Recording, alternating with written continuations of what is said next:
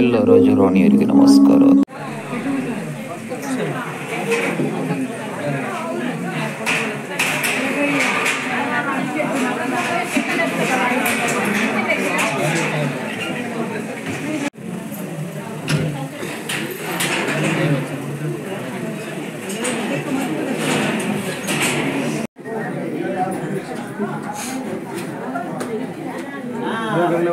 ಅತ್ಯಂತ ಪ್ರೀತಿಪೂರ್ವಕವಾಗಿ ಆಹ್ವಾನಿಸಿ ವೈದಿಕ ಕಾರ್ಯಕ್ರಮಗಳನ್ನು ಮಾಡುವುದರ ಮೂಲಕ ನಮಗೆ ಸಾಂಸ್ಕೃತಿಕ ಕಾರ್ಯಕ್ರಮಕ್ಕೆ ವೇದಿಕೆಯನ್ನು ಕಲ್ಪಿಸಿಕೊಟ್ಟಿದ್ದಾರೆ.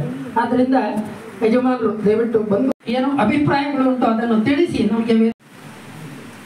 ಕೋಶಾಧಿಕಾರಿಗಳಾದ ಶ್ರೀಯುತ ಚಂದ್ರಶೇಖರ ಆಚಾರ್ಯ ತಾವು ಕೂಡ ದಯವಿಟ್ಟು ಬರಬೇಕಾಗಿ ವಿನಂತಿ ಮಾಡಿಕೊಳ್ತಾ ಇದ್ದೇನೆ. 10 ಸಂವತ್ಸರಗಳು, ಆ 10 ಸಂವತ್ಸರಗಳನ್ನು ಆದಾಗ ಒಂದಷ್ಟು ವಿಶೇಷ ಸಾಧಕರನ್ನು ಗುರುತಿಸಿ ಸನ್ಮಾನಿಸಿ ನಮ್ಮ ದಶಮಾನೋತ್ಸವಕ್ಕೆ ಮೆರುಗು ಕೊಡುವಂತಹ ನಿಟ್ಟಿನಲ್ಲಿ ಈ ದಿವಸದ ಕಾರ್ಯಕ್ರಮವನ್ನು ಆಯೋಜಿಸಿದ್ದೇವೆ. ವೇದಿಕೆಯಲ್ಲಿರುವಂತಹ ಎಲ್ಲರನ್ನು, ಮುಂಭಾಗದಲ್ಲಿ ಆಸೀನರಾಗಿರುವಂತಹ ಎಲ್ಲ ಕಲಾಭಿಮಾನಿಗಳನ್ನು ಪ್ರೀತಿಪೂರ್ವಕ ಮಾತುಗಳೊಂದಿಗೆ ಸ್ವಾಗತಿಸಬೇಕು ಅಂತ ಹೇಳಿ ಯಕ್ಷಭಾರತಿ ದಶಮಾನೋತ್ಸವ ಸಮಿತಿಯ ಅಧ್ಯಕ್ಷರಾದ ಲಯನ್ ರವೀಂದ್ರ ಶೆಟ್ಟಿ ಬಳಂಜ ಅವರನ್ನು ವಿನಂತಿ ಮಾಡಿಕೊಳ್ತಾರೆ.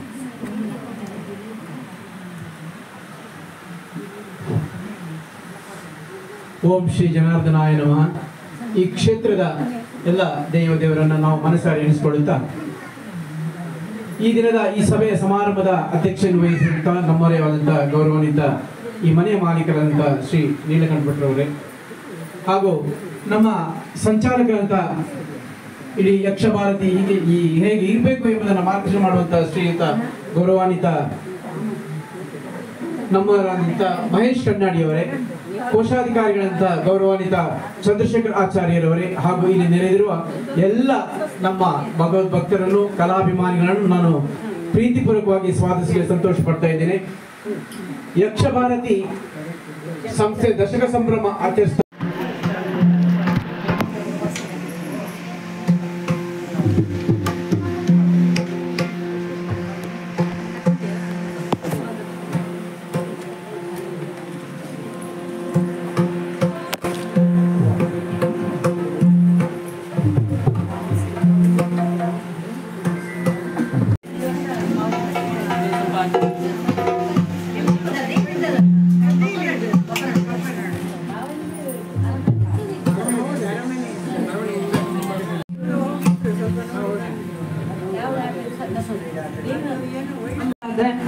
ಪೆರ್ಮುದೆ ಜಯಪ್ರಕಾಶ್ ಶೆಟ್ಟಿಯು ದಯವಿಟ್ಟು ತಾವು ಬರಬೇಕು ಅಂತೇಳಿ ವಿನಂತಿ ಮಾಡಿಕೊಳ್ತಾ, ಬಂಧುಗಳೇ, ಈಗ ಹನುಮಂಗಿರಿ ಮೇಳದ ಪ್ರಧಾನ ವೇಷಧಾರಿ ಕೂಡ ಹೌದು.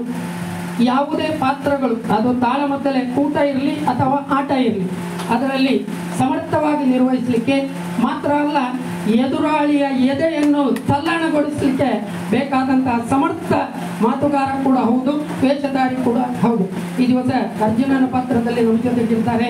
ಅವರಿಗೂ ನಿಮ್ಮೆಲ್ಲರ ಪರವಾಗಿ ಪ್ರೀತಿಪೂರ್ವಕ ಸ್ವಾಗತ. ಇನ್ನು ಹನುಮಂತನ ಪಾತ್ರದಲ್ಲಿ ಮಧೂರಿನ ಹೆಮ್ಮೆಯ ಸುಪುತ್ರ, ರಂಗಭಟ್ರ ಸುಪುತ್ರ. ನಿಮಗೆಲ್ಲ ಗೊತ್ತಿದೆ, ಮಧೂರು ಕ್ಷೇತ್ರಕ್ಕೆ ಹೋದಾಗ ಎಲ್ಲರೂ ನೆನಪು ಮಾಡಿಕೊಳ್ಳುವಂತಹದ್ದು ಮತ್ತು ತಮ್ಮ ಸಮಸ್ಯೆಯನ್ನು ಹೇಳಿಕೊಳ್ಳುವಂತಹ ಒಬ್ಬರು ಜ್ಯೋತಿಷ್ಯರಿದ್ದರೆ ರಂಗಭಟ್ರು. ಅವರ ಸುಪುತ್ರ ವಾಸುದೇವ ರಂಗಭಟ್ರು ಅನೇಕ ಪ್ರಸಂಗಗಳಿಗೆ ಅದು ಹೀಗೆ ಆಗಬೇಕು ಅಂತ ನಿರ್ದೇಶನ ಮಾಡಬಹುದು. ಮಾತ್ರ ಅಲ್ಲ, ತಾಳಮದ್ದಲೆ ಕೂಟದಲ್ಲಿ ಕೂಡ ಯಾವುದೇ ಪ್ರಸಂಗದ ಯಾವುದೇ ಮೂಲೆಯ ಕಥಾನಕ ಇರಲಿ, ಅದಕ್ಕೆ ಸಮರ್ಥವಾಗಿ ನಿರ್ದೇಶನ ಕೊಡಬಲ್ಲವರು. ಮಾತ್ರ ಅಲ್ಲ, ಯಕ್ಷಗಾನದ ಆಟದಲ್ಲಿ ವೇಷ ಹಾಕಿದ ಮೇಲೆ ಹೆಚ್ಚು ಮಾತಾಡಲಿಕ್ಕಿಲ್ಲ ಅಂತ, ಆದರೆ ಪ್ರಸಂಗವನ್ನು ಮುಂದುವರಿಸಿಕೊಂಡು ಹೋಗಬೇಕಾದ್ರೆ ಇಂಥ ಕಲಾವಿದರಿದ್ದರೆ ಮಾತ್ರ ಸಾಧ್ಯ ಅನ್ನುವುದು ನಾವು ಇವತ್ತು ಅರ್ಥ ಮಾಡಿಕೊಂಡದ್ದು. ಹನುಮಂಗಿರಿಯ ಮೇಳದ ಹೆಮ್ಮೆ ಕಲಾವಿದ ಗೌರವಾನ್ವಿತ ವಾಸುದೇವ ರಂಗಭಟ್ ಅವರು ನಮ್ಮ ಜೊತೆಗಿದ್ದಾರೆ. ಹನುಮಂತನ ಪಾತ್ರದಲ್ಲಿ ಅವರಿಗೂ ಕೂಡ ಪ್ರೀತಿಪೂರ್ವಕ ಸುಸ್ವಾಗತವನ್ನು ಕೊಡ್ತಾ ಇದ್ದಾರೆ. ಶ್ರೀಯುತ ಸುರೇಶ ಕುದುರೆತಾಯ ನಮ್ಮ ಊರಿನ ಕಲಾವಿದ. ಬಂಧುಗಳೇ, ಒಬ್ಬ ತಹಶೀಲ್ದಾರ್ ಆಗಿ ಸರ್ಕಾರಿ ಉದ್ಯೋಗದಲ್ಲಿ ಇಟ್ಟುಕೊಂಡು ಇದೀಗ ತನ್ನ ನಿವೃತ್ತಿಯ ಬದುಕಿನಲ್ಲಿ ಯಕ್ಷಗಾನಕ್ಕೆ ಅನನ್ಯ ಸೇವೆಯನ್ನು ಸಲ್ಲಿಸ್ತಾ ಇರುವವರು ಶ್ರೀಯುತ ಸುರೇಶ್ ಕುದುರೆಂತಾಯರು ಈ ದಿವಸ ಕೃಷ್ಣನ ಪಾತ್ರದಲ್ಲಿರ್ತಾರೆ. ಅವರಿಗೂ ಕೂಡ ಈ ಮನೆಯವರ ಪರವಾಗಿ ಮತ್ತು ತಮ್ಮೆಲ್ಲರ ಪರವಾಗಿ ಪ್ರೀತಿಪೂರ್ವಕ ಸ್ವಾಗತವನ್ನು ಕೊಡ್ತಾರೆ. ಅವುಗಳೆಲ್ಲ ಇದ್ದರೆ ಮಾತ್ರ ಈ ತಾಳಮದ್ದಳೆಯ ಮೇಲೂ ಅವೆಲ್ಲ ತಮ್ಮ ಸಾಕಷ್ಟು ಕೆಲಸಗಳನ್ನು ಬದಿಗೆ ನಿಂತು ಬಂದಿದ್ದೀರಿ, ಆಸೀನರಾಗಿದ್ದೀರಿ. ಅಂತಿಮ ಕ್ಷಣದ ತನಕವೂ ಕೂಡ, ಯಾಕೆಂತ ಹೇಳಿದ್ರೆ ಮೇಳದ ಕಲಾವಿದರು ಇದ್ರು, ಅವರಿಗೆ 6 ಗಂಟೆಗೆ ಬಂಟ್ವಾಳಕ್ಕೆ ತಲುಪಬೇಕು, ಮೇಳದ ಆಟ ಇದೆ. ಆದ್ದರಿಂದ ಆ ಚೌಕಟ್ಟಿನೊಳಗೆ ನಾವು ಕಾರ್ಯಕ್ರಮವನ್ನು ಮುಗಿಸುವ ಅಂತ ಹೇಳ್ತಾ ತಮಗೂ ಪ್ರೀತಿಪೂರ್ವಕ ಸ್ವಾಗತವನ್ನು ಕೊಡ್ತಾ ಒಂದು ಪ್ರಕಟಣೆ. ನಮ್ಮ ದಶಮಾನೋತ್ಸವದ ಅಂಗವಾಗಿ ಇಲ್ಲೇ ಪಕ್ಕದಲ್ಲಿ ಶ್ರೀಯುತ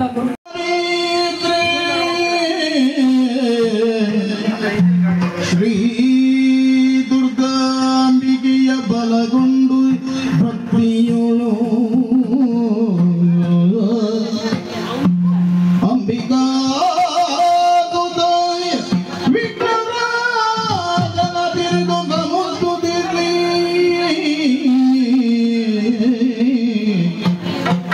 ಅಂಬುನಿಧಿಯಾತ್ಮಜಗೆ ಕೈ ಮುಗಿದು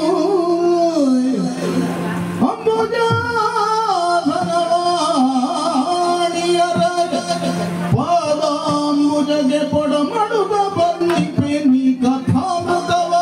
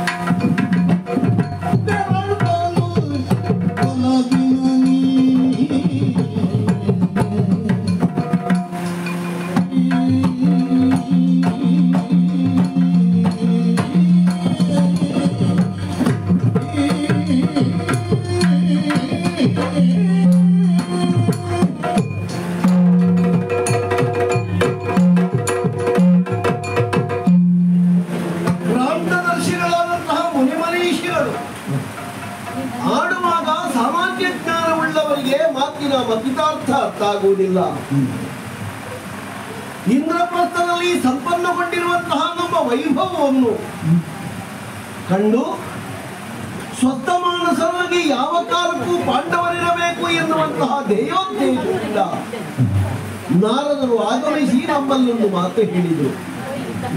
ನಿಮ್ಮ ಸಂಸಾರ ಇನ್ನೂ ಒಡೆಯದೆ ಉಳಿಯಬೇಕು ಅಂತ ಇದ್ರೆ ಹೆಣ್ಣಿನ ಕುರಿತಾಗಿ ಬಹು ಜಾಗೃತಿಯನ್ನು ಹೊಂದಿರಬೇಕು. ಮಾತ್ರವಲ್ಲ, ಎಂತಹ ಅನ್ಯೋನ್ಯವಾದಂತಹ ಸಹೋದರಿಯೇ ಇದ್ದರೂ ಒಬ್ಬಾಗಿ ಹೆಣ್ಣಿಗೆ ಬೇಕಾಗಿ ಅವರವರೇ ಬಡಿದುಕೊಂಡು ಸತ್ತ ಇರುವಂತಹ ಘಟನೆ ಸುಂದೋಪಸುಂದರದ್ದು. ಹಾಗಾಗಿ ದ್ರೌಪದಿಯ ಸಂಬಂಧದಲ್ಲಿ ನೀವೊಂದು ನಿರ್ಣಯವನ್ನು ಮಾಡಿಕೊಳ್ಳುವುದು ಬಹಳಷ್ಟು ಅಗತ್ಯ ಅಂತ ಹೇಳಿ ವಿರಮಿಸಿದರು. ಆಗ ಕೇಳಿದ ನಮಗೆಲ್ಲ ಎಂಥದಿದು, ಯಾಕೆ ಹೀಗೆ ಹೇಳ್ತಾರೆ ಅಂತ ಅನ್ನಿಸಿತ್ತು. ನಮ್ಮ ಅಣ್ಣ ಧರ್ಮರಾಯರೇ ಹೇಳಿದ, ವರ್ಷಕ್ಕೊಬ್ಬರಂತೆ. ಹಾಗೆ ದ್ರೌಪದಿಯಲ್ಲಿ 13 ವಿಧವಾದಂತಹ ಸಂಬಂಧ ಪಾಂಡವರಿಗೆ.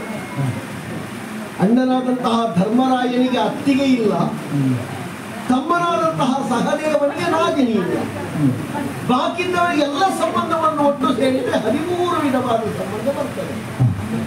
ಸಂತೋಷದಲ್ಲಿ ವರ್ಷಕ್ಕೊಬ್ಬರಂತೆ ಅವಳನ್ನು ರಮಿಸಿ ಜೀವನವನ್ನು ಸಾಗಿಸುತ್ತಾ ಇರುವಾಗೆ ಒಂದು ದಿನ ಮಧ್ಯರಾತ್ರಿಗೆ ನಮ್ಮ ಅಂಗಳದಲ್ಲಿ ಬ್ರಾಹ್ಮಣರ ಗೋಳು. ಯಾಕೆ ಅಂತ ಬಾಗಿಲು ತೆರೆದು ಹೋಗಿ ವಿಚಾರಿಸಿದ್ರೆ ಅಗ್ರಹಾರಕ್ಕೆ ಕಳ್ಳರು ನುಗ್ಗಿದ್ರು ಅಂತ ಹೇಳಿ. ಅಗ್ರಹಾರ ಎಂದರೆ ಬ್ರಾಹ್ಮಣರು ಬದುಕುವ ಕೇರಿಗೆ ಅಗ್ರಹಾರ ಅಂತ ಹೇಳುವುದು. ಅಗ್ರಹಾರ ಎಲ್ಲಿಂದ ಕೇಳಿದ್ರೆ ಬ್ರಾಹ್ಮಣರಿರುವ ಜಾಗವೇ ಅಗ್ರಹಾರ. ಹಾಗಾದ್ರೆ ಆ ದೂರನ್ನು ನನ್ನಲ್ಲಿವರೆಗೆ ಅಥವಾ ರಾತ್ರಿ ಅವರೇ ಬಂದು ಹೇಳುವಲ್ಲಿವರೆಗೆ ನಮ್ಮದಾದಂತಹ ಅಧಿಕಾರದ ಎಲ್ಲ ವ್ಯವಸ್ಥೆಗಳು ಕುಂಠಿತವಾಗಿತ್ತೆ. ಒಂದು ಶಾಸಕಾಂಗದಲ್ಲಿ ಶಾಸಕಾಂಗ ಕಾರ್ಯಪ್ರವೃತ್ತಿಯಾಗಿರುವಾಗ ಯಾರೋ ಒಬ್ರು ಕಳ್ಳರು ನುಗ್ಗಿದ್ರು ಅಗ್ರಹಾರಕ್ಕೆ.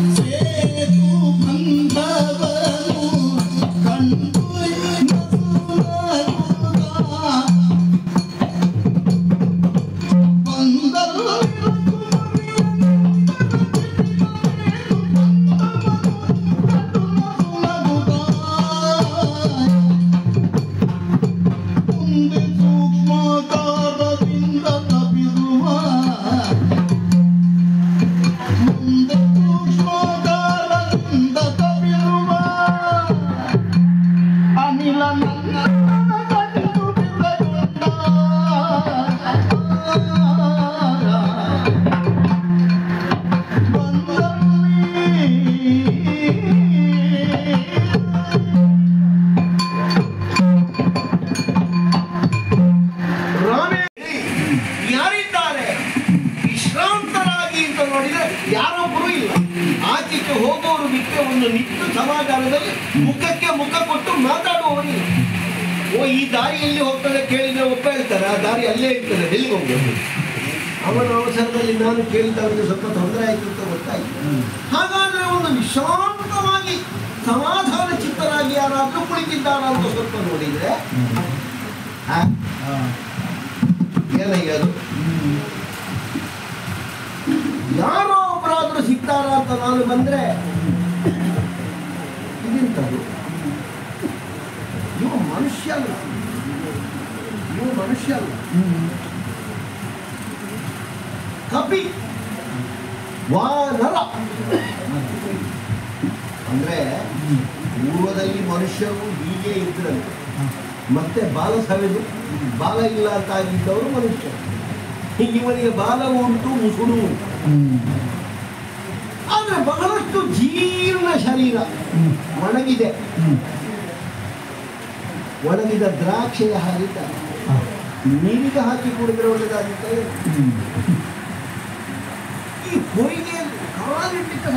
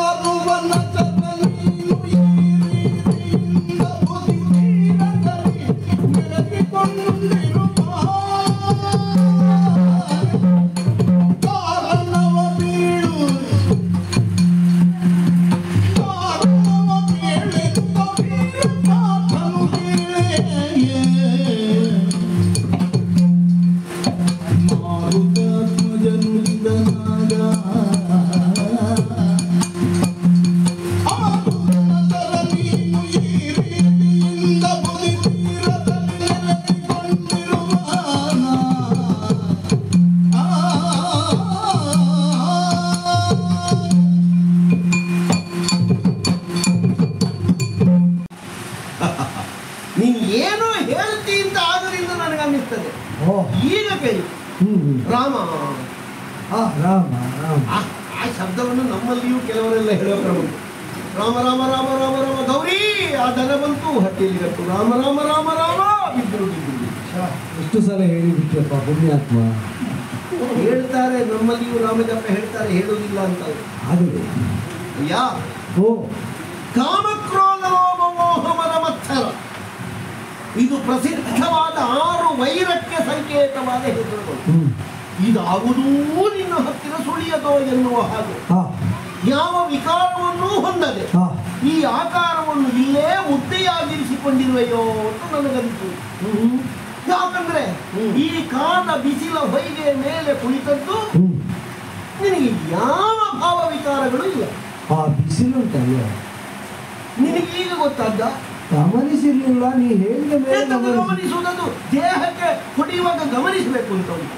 ನಾವು ಒಳಗೆ ಸೇರಿ ಹೋದದ್ದರಿಂದ ಹೊರಗೇನಾಗ್ತದೆ ಅಂತ ಗೊತ್ತಾಗಲಿಲ್ಲ. ಆಯ ಬಹಳ ಆದ್ರೆ ಚರ್ಮವು ಕೆಲವು ವಿಷಯದಲ್ಲಿ ಸುಕ್ಕುಗಟ್ಟಿ ಹೋಗಿರ್ತದೆ. ಇದು ಪ್ರಾಯ ಮೊದಲೇ ತಿಳುವಳಿಕೆ ಉಂಟು. ಅಯ್ಯೋ, ಪ್ರಾಯದವರನ್ನೆಲ್ಲ ನೋಡದೇ ಇದ್ದವರ ನಮ್ಮಲ್ಲಿ ಒಬ್ಬರು ಅಜ್ಜ ಇದ್ದಾರೆ, ಅವ್ರಿಗೆ ವರ್ಷ ಎಷ್ಟಾಯ್ತು ಗೊತ್ತದ? ನೋಡಿದವರಿಗೆ ಗೊತ್ತಾಯ್ತು ಅಂತಿಲ್ಲ, ಗೊತ್ತಾದವರೆಲ್ಲ ನೋಡಿಯೇ ತಿಳಿದ್ರು. ಅಲ್ಲಲ್ಲ, ನಮ್ಮಲ್ಲಿದ್ದಾರೆ. ನಮ್ಮ ಅಜ್ಜನಿಗೆ ಸುಮಾರು ಸಾಧಾರಣ ಆಯ್ತು 700 ದಾಟಿ. ಆಗಲಿ 700 800 ಆಯ್ತಾ ಅಂತ. ಅದೋ ಅಜ್ಜನದ್ದೇ ಪೂರ್ತಿ ಗೊತ್ತಾಗ ಪೂರ್ತಿ ಅವರಿಗೆ ಗೊತ್ತಿಲ್ಲ. ಅದೇ ಅದೇ ಅದೇ ಅಲ್ಲಿ ನಾನು ಕೇಳಿಲ್ಲ ಅವರಲ್ಲಿ ಹೇಳ್ತಾರೆ. ಅಲ್ಲ ಆಕ್ಷೇಪ ಇಲ್ಲ, ಹಿರಿಯರು ಮಾತಾಡಿಸುವ ಯಾರು ಅಂತ ಗೊಂದಲ ಬೇಡ. ಅಮೃತಾಂಶ ವಂಶ ವ್ಯೋಮಾಮೃತ ಕಿರಣ.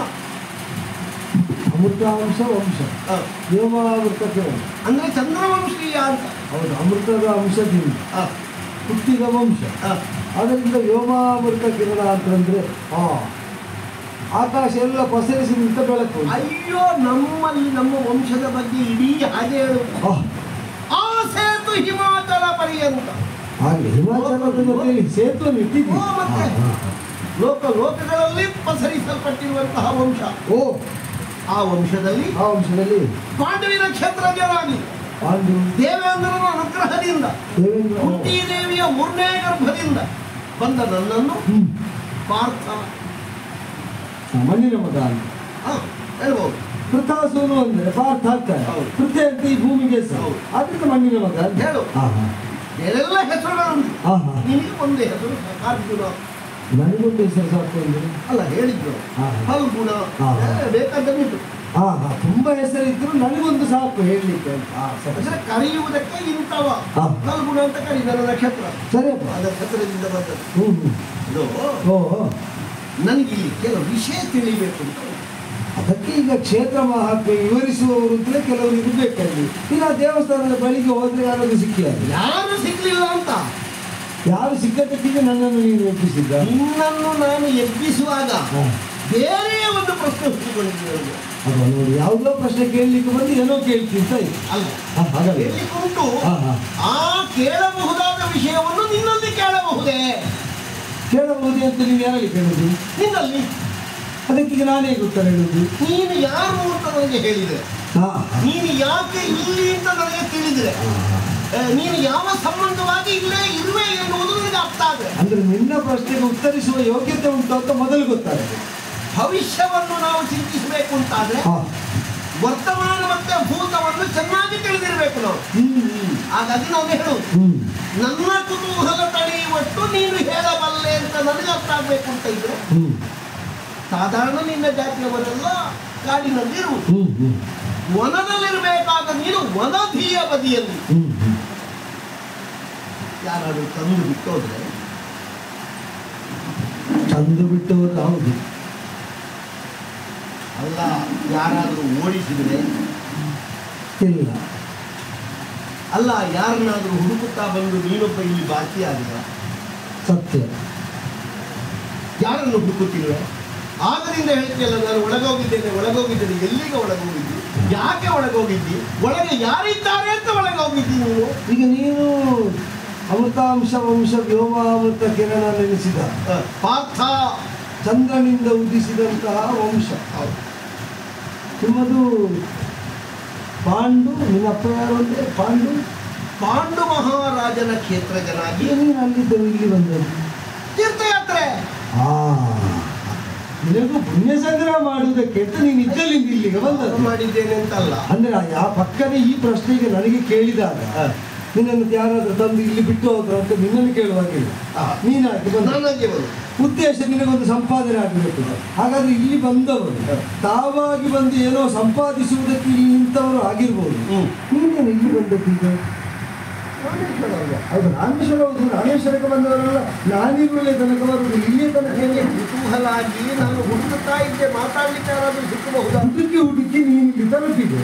ಹುಡುಕುತ್ತಾ ಇರುವಾಗ ನೀನು ಸಿಕ್ಕಿದೆ. ನಿನಗಿಂತ ಮೊದಲು ಹುಡುಕುವುದಕ್ಕೆ ತೊಡಗಿದ್ದಂದ್ರೆ ನಾನು ಇಲ್ಲಿ ಬಂದು ಸೇರಿದೆ. ನಿಮ್ಮ ಜಾತಿಯವರಲ್ಲಿ ಮಾತಾಡುವುದು ಬಾರಿ ಅಲ್ಲಪ್ಪ, ಈಗ ನಾನು ಇದ್ದದನ್ನು ನೀ ತಿರುಗಿಸಿ ಕೇಳಿದ್ದು. ನಿನ್ನಂತೆ ನಿನಗಿಂತ ಮೊದಲು ಹುಡುಕುತ್ತಾ ಇಲ್ಲಿ ಬಂದು ಸೇರಿದೆ. ಭವಿಷ್ಯವನ್ನು ನಿರೂಪಿಸುವುದಕ್ಕೆ ವರ್ತಮಾನವನ್ನು ನಾವು ಸರಿಯಾಗಿ ಗ್ರಹಿಸ್ತಾ ಭೂತದ ಬಗ್ಗೆ ಯೋಚಿಸಿ ವರ್ತಮಾನವನ್ನು ತಿಳಿದು ಭವಿಷ್ಯದ ಕಲ್ಪನೆಯನ್ನು ಮಾಡಿಕೊಳ್ಳೋಣ. ನಿನಗೆಲ್ಲ ಭೂತಗಳು ಗೊತ್ತುಂಟ? ಸಾಧಾರಣ ಭೂತಗಳು ಗೊತ್ತಿಲ್ಲ. ಪ್ರಪಂಚದ ಭೂತ ಗೊತ್ತುಂಟ? ಪಂಚಭೂತಗಳಲ್ಲಿ ಒಂದು ಭೂತ ಅದು ಅದ್ಭುತ. ಆ ಅದ್ಭುತವೇ ನನ್ನ ಅಪ್ಪ. ಅದಿರ್ತದೆ ಅದ್ಭುತದಿಂದ ಪ್ರಾಣರೂಪ ನಿಮಿಪ್ಪ ವಾಯುವೇ ಜನಗ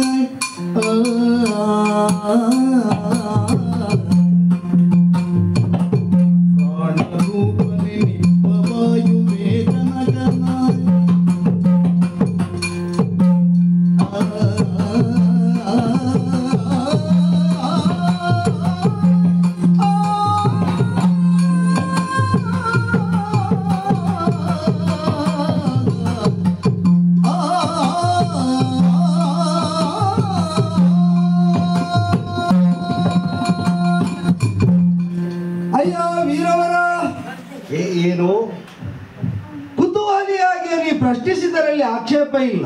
ಅವರಿಗೆ ಬಾಹ್ಯ ಪರಿಚಯ ಇರುವುದಿಲ್ಲ. ಕೆಲವು ಸಲ ಹೊರಗಿನದ್ದು ಬೇಡ ಅಂತ ಕೂತ್ರೆ ಮತ್ತೆ ಯಾವುದು ಬೇಡ. ನಾವಿದ್ದ ಕಾಲದಲ್ಲಿ ಒಬ್ಬ ಇದ್ದನಂತೆ, ಜನಕ ಅಂತ ರಾಜರ್ಷಿ. ಅದು ಶ್ರೀರಾಮಚಂದ್ರನ ಮಾವನಲ್ವೇ? ಅದಕ್ಕಿಂತ ಮೊದಲಿನೊಂದು ಕಥೆ ಗೊತ್ತುಂಟ? ಏನು? ಅದು ಹೌದಲ್ಲ ಅಂತಲ್ಲ. ಅವ ಇದ್ದ ಊರಿಗೆ ಬೆಂಕಿ ಬಿತ್ತಂತೆ. ಬೆಂಕಿ ಬಿದ್ದದನ್ನು ಊರಿನವರು ಬಂದು ಮಹಾರಾಜನಲ್ಲಿ ಹೇಳಿಕೊಂಡ್ರಂತೆ. ಅವೇನು ಹೇಳಿದೆ ಗೊತ್ತುಂಟ? ಏನು? ಮಮ ಕಿಂಚಿನ್ನ ದಹ್ಯತಿ ಅಲ್ಲ, ನನ್ನದೇನು ಉರಿಯುವುದಿಲ್ಲ, ಉರಿಯಲಿ ಅಲ್ಲ. ಈಗ ಊರಿನ ಅರಸ ಆ ಊರಿಗೆ ಬೆಂಕಿ ಬಿಟ್ಟು ಅಂತ ಬಂದು ಹೇಳಿದ್ರು, ನನ್ನದೇನು ಉರಿಯುವುದಿಲ್ಲ, ಉರಿಯಲಿ ಅಂತ ಹೇಳ್ಬೇಕಾದ್ರೆ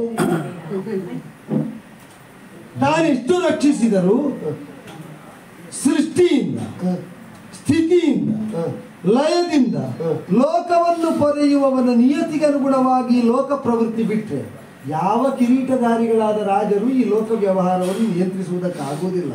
ಮಾತ್ರ ಅಲ್ಲ, ನಿಜವಾಗಿ ನಾನು ಯಾರು ಅಂತ ಅರಿತ ಆತ್ಮಜ್ಞಾನಿಯ ಮಾತು. ನನ್ನದೇನು ಉರಿಯುವುದಿಲ್ಲ ಅಂದ್ರೆ ಅರ್ಥ ಏನು? ನಾನು ಅಂದರೆ ಈ ದೇಹ ಅಲ್ಲ, ಈ ಕಣ್ಣಲ್ಲ, ಈ ಕಿವಿಯಲ್ಲ, ಈ ಮೂಗಲ್ಲ, ಈ ಚರ್ಮ ಅಲ್ಲ, ಅವಿನಾಶಿಯಾದ ಅದಕ್ಯವಾದ ಅದು ದ್ರವಿಸಲಾಗದಂತಹ ಅಂದ್ರೆ ನೀರಾಗಿ ಹರಿಯದಂತಹ ಒಂದು ವಸ್ತು ವಿಷಯ ತತ್ವ, ಅದಕ್ಕೆ ಆತ್ಮ ಅಂತ ಹೆಸರು. ಅದು ಉರಿಯುವುದಿಲ್ಲವಾದ್ದರಿಂದ ನನಗೆ ಎಷ್ಟು ಬಿಟ್ಟು ನನಗೆ ಏನು ಉರಿಯುವುದಿಲ್ಲ ಅಂತ ಉತ್ತರ ಹೇಳಿದ್ರು. ಈಗ ಹೇಳು, ಅವ ಎಷ್ಟು ಒಳಗೆ ಇಳಿದಿದ್ದಾನೆ? ಹೊರಗೆ ಏನಾದರೂ ಅದರ ಬಾಧೆ ಒದಗದಷ್ಟು ಒಳಗೆ ಒಯ್ದಾರೆ. ಎಲ್ಲರೂ ಆ ಸ್ಥಿತಿಗೆ ಬರಬೇಕು. ನಾನು ಬಂದಿದ್ದೇನೆ ಅಂತ ಹೇಳಿದ್ದಲ್ಲ. ಅಲ್ಲ, ಮತ್ತೆ ಎಂತದ್ದು ಬೇಡ ಯಾರಿಗೂ. ನಿಜವಾಗಿ ನೀನು ಹೇಳಿದ್ಯಲ್ಲ, 6 ಕಾಮ ಕ್ರೋಧ ಲೋಭ ಮೋಹ ಮದ ಮತ್ಸರ, ಆ 6 ಬೇಡ ಅಂತ ಆಗುವುದು ಆ ಕಾಲದಲ್ಲಿ. ಈಗ ಅಪೇಕ್ಷೆ ಹುಟ್ಟದಿರುವುದು ಯಾವಾಗ? ನಮಗೆ ಯಾವುದರಿಂದ ಏನು ಆಗಬೇಕಾಗಿಲ್ಲ ಎಂಬ ಸ್ಥಿತಿ ಬಂದಾಗ. ನಾನು ಒಂದು ಹಂತದಲ್ಲಿ ಹಾಗೆ ಆಗುವುದಕ್ಕೆ ಶ್ರಮಿಸ್ತಾ ಇದ್ದೇನೆ, ಇನ್ನು ಪೂರ್ತಿ ಸಿದ್ಧಿ ಆಗಿದೆ ಅಂತ ಹೇಳುವುದಿಲ್ಲ. ನನ್ನನ್ನು ನೀನು ಎಬ್ಬಿಸಿ ಯಾರು ಅಂತ ಕೇಳಿದಾಗ ಎಚ್ಚರಗೊಂಡು ಬಾಹ್ಯಾವರಣದಲ್ಲಿ ಏನೆಲ್ಲ ಉಂಟು ಅಂತ ನೋಡಿದ. ಆದ ಮೇಲೆ ನೋಡುವಾಗ ಬಿಸಿಲು, ಕೆಳಗೆ ನಿನ್ನ ಮಾತಿನ ರಭಸ, ನೀ ಯಾಕಿದ್ದಿ ಎಂಬ ಪ್ರಶ್ನೆ. ಆಗಲಿ, ಸಮಾಧಾನ ಆಯ್ತು ನನಗೆ. ಎಂತದ್ದು? ಯಾವುದೂ ಬೇಡ ಅಂತ ಅಂತರ್ಮುಖಿಯಾದ ನಿನ್ನನ್ನು ಒಂದು ವ್ಯಾವಹಾರಿಕವಾಗಿ ಹೊರಗೆ ಎಳೆದನಲ್ಲ ನಾನು. ಒಂದೇ ಹೇಳ, ಬದುಕಿರುವಲ್ಲಿಯವರೆಗೆ, ಉಸಿರಾಡುವಲ್ಲಿಯವರೆಗೆ ಎಷ್ಟು ಬೇಡ ಅಂತ ಹೇಳಿದ್ರು ಪೂರ್ತಿ ಬಿಡುವುದಕ್ಕಾಗುವುದಿಲ್ಲ. ಯಾಕೆಂದ್ರೆ ದೇಹ ಧಾರಣೆ ಮಾಡಿರ್ತೇವಲ್ಲ, ಎಲ್ಲವನ್ನು ಬೇಡ ಅಂತ ಬಿಡುವುದಾದ್ರೆ ಮೊದಲಿಗೆ ಶರೀರ ಬಿಡುವುದು. ಶರೀರ ಇರುವಲ್ಲಿವರೆಗೆ ಅದಕ್ಕಿಂತ ಬಂಧಾನುಬಂಧಗಳೆಲ್ಲ ಉಳಿಯುತ್ತದೆ. ಆಗ ಹಾಗಿರುವಾಗ ಕರೆದಾಗ ಓ ಅಲ್ಲಿ ಬೇಕಾಗ್ತದೆ. ಈಗ ನೀ ಕರೆದು ಕೇಳಿದ್ದು ಯಾರು? ಭೂತಗಣಗಳಲ್ಲಿ ಪ್ರಧಾನವಾದ ಪೃಥ್ವಿ ತೇಜ ವಾಯು ಆಕಾಶ. ಪೃಥ್ವಿ ತತ್ವದ ಮೇಲೆ ತೇಜೋಭರಿತನಾಗಿ ಮೆರೆದಾಡುವಂತಹ ಸೂರ್ಯನ ಬಿಸಿಲಿನ ಕೆಳಗಡೆ ಈ ವಿಶಾಲವಾದ ವಾರಿ ಅಪ್ತತ್ವ, ಅದರ ಮುಂಭಾಗದ ನನಗೆ ಅವಕಾಶ ಎನ್ನುಂಟು ಆಕಾಶವಾಗಿ ಅಂತ ಹುಡುಕುತ್ತಾ ಇರುವ ನಾನು ವಾಯುಪುತ್ರ.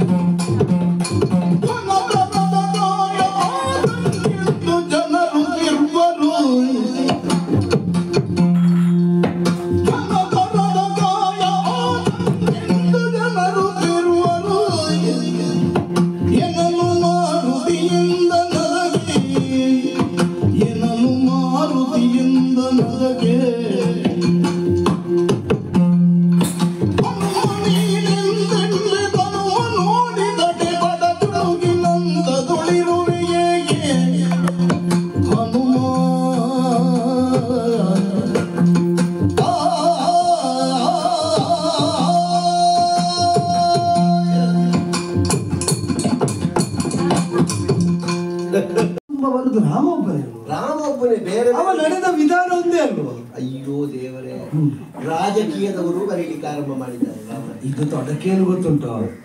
ರಾಮ ಇಲ್ಲದಿರುವಾಗ ಅಥವಾ ರಾಮನನ್ನು ಕಾಣದವರು ರಾಮ ಹೀಗೆ ನಡೆದಿದ್ದಾನೆ ಅಂತ ಹೇಳಲಿಕ್ಕೆ ದೊಡ್ಡ ಅಪಾಯ.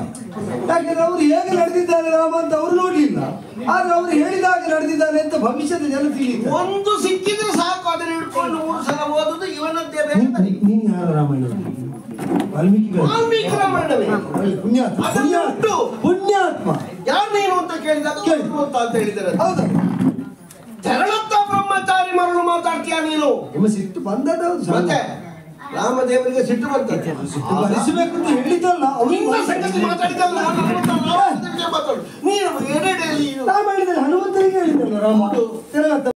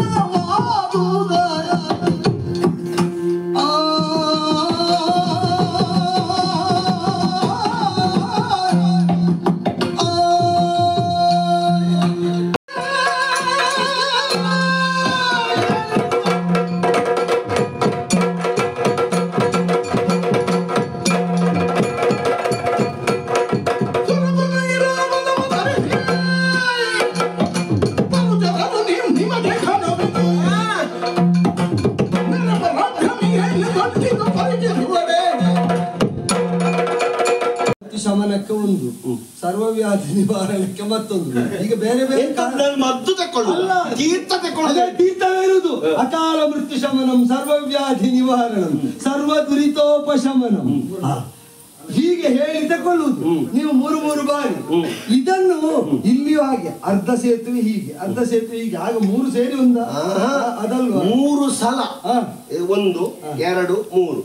1ನೇತಿಯ ಸಾಕು ಅಂತಾದ್ರೆ 2ನೇತಿ ಇಲ್ಲ. ನೀ ಕಟ್ಟುವುದು 3 ಅಲ್ಲ 100 ಆದರೂ ಕಾಲಿನಿಂದ ಒತ್ತು ಬಿಡ್ತೇನೆ. ನೀನು ಮುರಿದಿ ಅಂತಾದ್ರೆ ನಾನು ಅಗ್ನಿ ಕುಂಡಕ್ಕೆ ಹಾರಿ ಸಾಯ್ತೇನೆ. ಸಾಯದ ನಾನು ನೀ ಕಟ್ಟಿದ್ದು ಉಳಿದರೆ ನಿನ್ನ ಪಾದ ಸೇವೆ ಮಾಡಿಕೊಂಡು ಬಿಟ್ಟುಕೊಂಡಿರ್ತೇನೆ.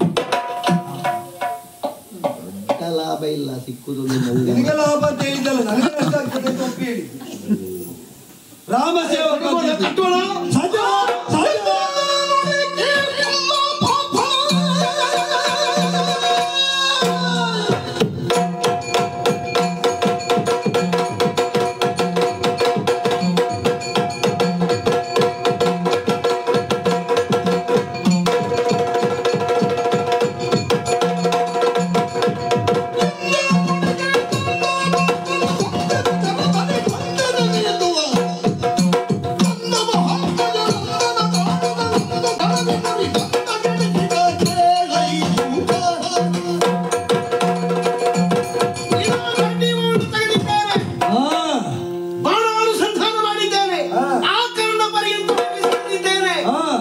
ವಿಶಿಷ್ಟವಾದಂತಹ ದೇವತೆಯನ್ನು ಸ್ಮರಿಸಿ ಇದರ ನೀರಿಗೆ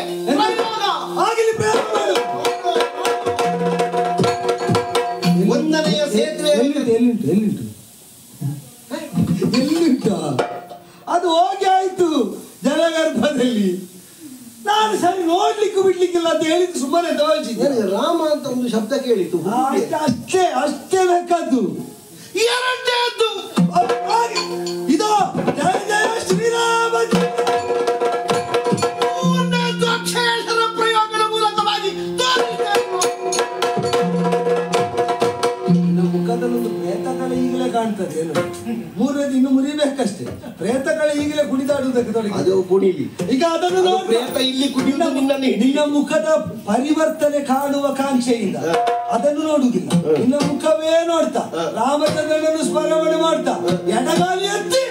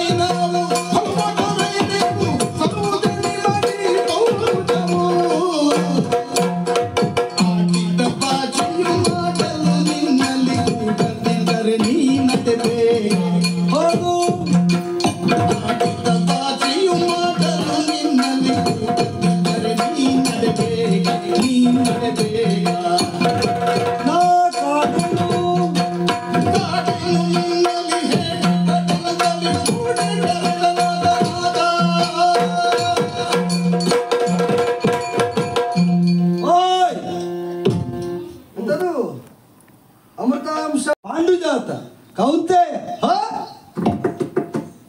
ಮಾನವ ವರ್ಗದಲ್ಲಿ ಕೆಲವೆಲ್ಲ ಹುಟ್ಟುತ್ತಾವೆ. ಇದು ಕೆಲವರು ಹೊಗಳಿಕೆ ಮಾಡ್ತಾರೆ ಹೆಣ ತೆಕೊಂಡು ಹೋಗುವಾಗ ಇಂಥವರು ಅಂತ. ಈಗ ಹೆಣ ಆಗುವ ಮೊದಲು ಮಾಡಿದ ಹೊಗಳಿಕೆ ಅಂತ ತಿಳಿ ಹೇಳಿದ್ದ ಅದನ್ನಲ್ವ. ಮಾನವರ ಮುಂಭಾಗದಲ್ಲಿ ವಲಿಮುಖರದ್ದು ಎಂಥದ್ದು, ಬಾಣಮುಖದಲ್ಲಿ ಮೂವೇರ ಸೇತುವ ನಾನು ರಚಿಸ್ತೇನೆ ಅಂತ ಹೇಳಿದೆಯಲ್ಲ. 3 ಬಾರಿಗೆ ಗೈವೆ ಎಲ್ಲುಂಟು, 3 ತುಂಡಾದ್ರೂ ಉಂಟೇನಲ್ಲ. ಈಗ ನೀವು ಬಿಟ್ಟ ಬಾಣ ಅಕ್ಷಯವಾದದರ 3 ತುಂಡಾದ್ರೂ ತೆಗೆದು ತೋರಿಸುವುದಕ್ಕೆ ಸಾಧ್ಯವ? ನಿಮಗೆಲ್ಲ ಎಂಥದ್ದು ಗೊತ್ತುಂಟ? ಹಳಬರಿ ಎಂಥದ್ದು ಮಾಡಿದ್ರು ಅದು ಹಳಬರದಲ್ವ. ಈ ಹೊಸ